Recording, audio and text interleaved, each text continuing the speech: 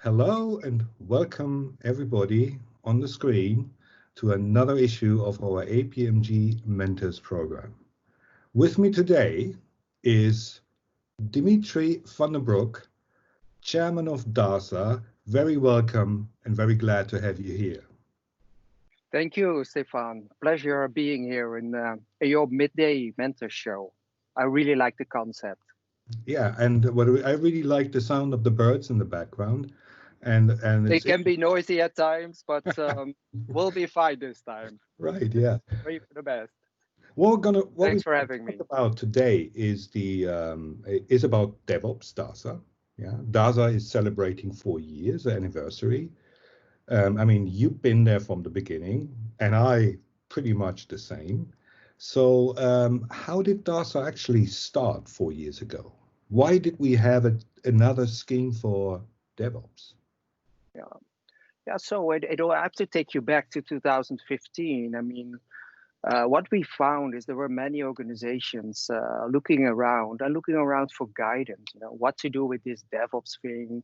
What does it mean for my people? What does it mean for my teams? And when we did a quick scan, we actually found that there was not a strong body of knowledge which provides more than just a few certification. And that's basically how it started. Got people together, developed a competence model and other instruments, spent 6 months on that, and slowly developed the whole scheme for in partnership with all the partners we have around the world.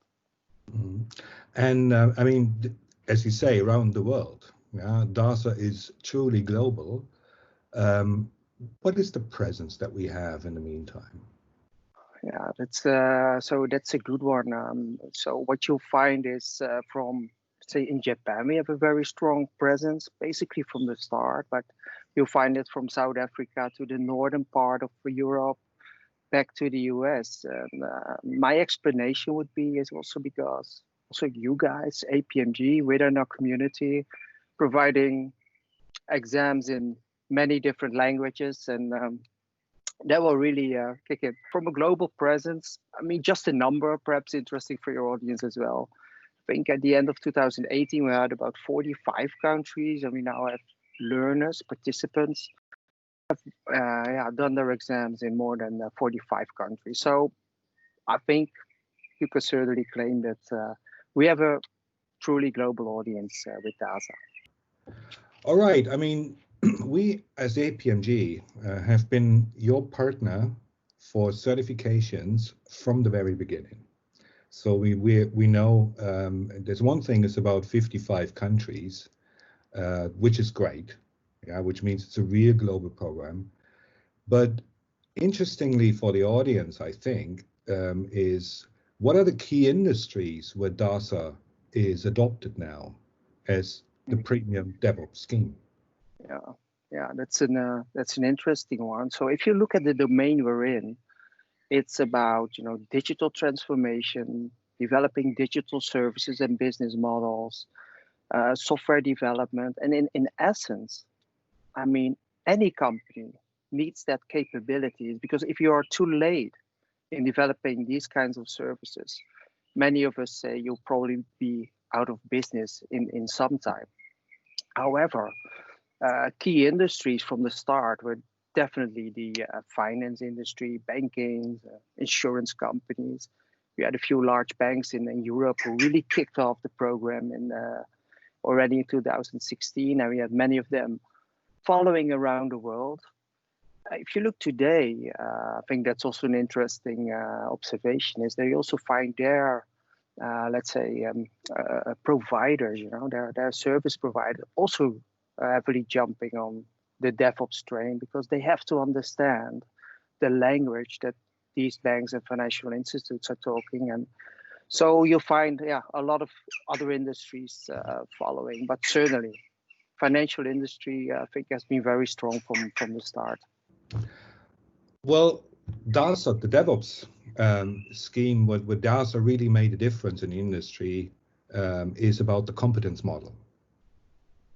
So because people, industries, consultancy, big vendors, they all understand technical is one thing, but what you really need is a competence behavior. So this is where Absolutely. DASA is unique and great. Yeah. You recently introduced a new program, which is called the DASA DevOps Coach. Would you mind share a few more details about that? Yes, absolutely, Stefan. Thanks for asking. But let me get one thing clear. It's not only about people and skills, and it's not only about technology. So the link and the most important thing we are bringing is that we bring both of them together, because you actually need both.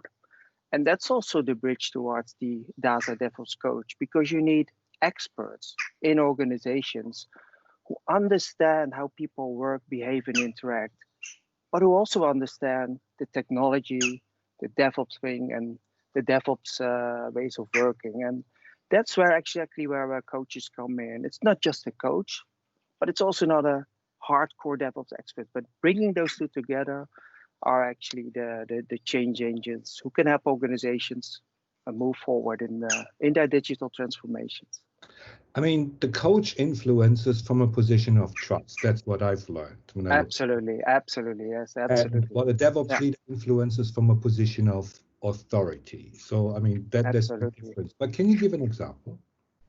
Yeah, that's an interesting one. And I heard this example in India when I attended one of the coach sessions. And it gave me an example, like, look at your kids. I mean, and I have a 70 years old daughter. And if I want her to do A or B, I can tell her as a dad, from a matter of, let's say, authority. You have to do this or that. But if one of her friends, one of her peers would advise her to do A or B, it will be relatively easy for her to accept it, to go for it. And that's also exactly where the coach comes in. It's influencing from a level of trust, guiding folks, providing trust, and taking them to the next level. And given all the complexities in transformation, it's a very unique and important role that a typical leader, some of them can. I mean, I just don't have the overview and the bandwidth and the position to play that important role. So. And now, the program was developed, was about to be launched, and then this pandemic situation appeared. Oh my, yes. Yeah. I mean, I can imagine, because, we know each other for quite some time. I know that I used to travel around the world. Basically, there were times now in April, May, where no plane was leaving Amsterdam Schiphol Airport. So what was the impact on you personally as a global traveler and on the launch of the DevOps Coach program? Yes, well, Stefan, we know each other for some time, so I can be honest with you. But when COVID happened and broke out, it still came as a surprise to me and to us. I mean, it happened faster than expected. And we were at that time ready with our training partners, the ATOs, your community, to start running those classes, initially in a 3-day intense back-to-back training. But with COVID, I mean, there were no classes happening. So for us, it took us about 7 to 10 days to reconfigure and to assess how to do it. Because initially we thought, we'll use a classroom setting. It is such an intense program on soft skills and non-verbal communication. But we made the conversion. We tested it twice. Now our program's running around the world. And even to my surprise, it's getting much better feedback than I initially anticipated. I can explain it. Don't think we have time in this session, but I would love to explain. But looking back, I think it has also forced us to take dramatic steps forward, which we would have otherwise probably not have undertaken. So I think it was great to observe how much also the training community has made changes where you would predict usually it would take them months or years to do, and now they did it basically in a couple of weeks. We've seen this how dramatically online training has increased. We see how many online examinations are taken. We can really see this on a daily basis. Still, coming back to the DevOps coach, why would somebody take that or have to take that? Why is it so important? Yeah, so I think we have to look at two factors here. The first one is let's look at the organizations.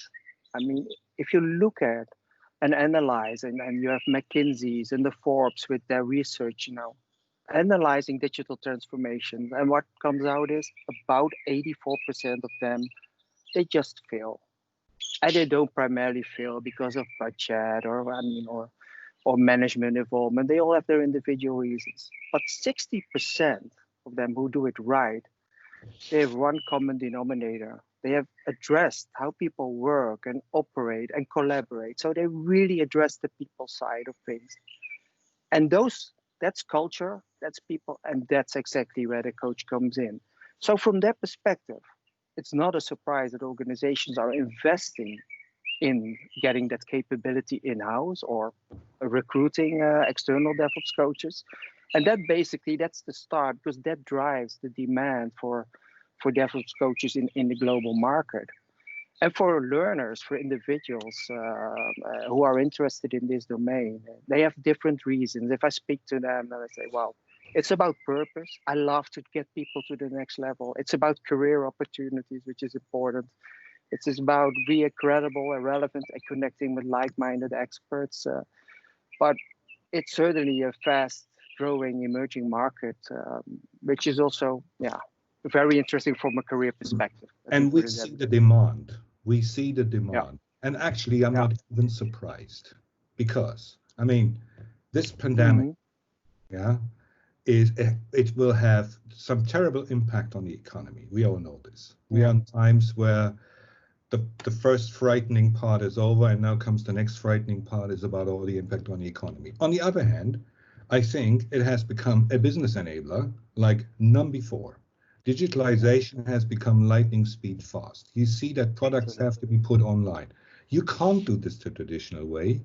You can't wait on IT service management for the next change management board to have their meetings, that kind of stuff. It has to be very fast. It has to be very effective. Would you agree to that? Is that also your observation? Yeah, absolutely. I think what COVID made clear is that innovation, or collaboration in general, whether we see each other face to face or we do it virtually, but also customer centricity is crucial. And I think there's a lot more uncertainty in today's business world than there was 4 or 5 months ago.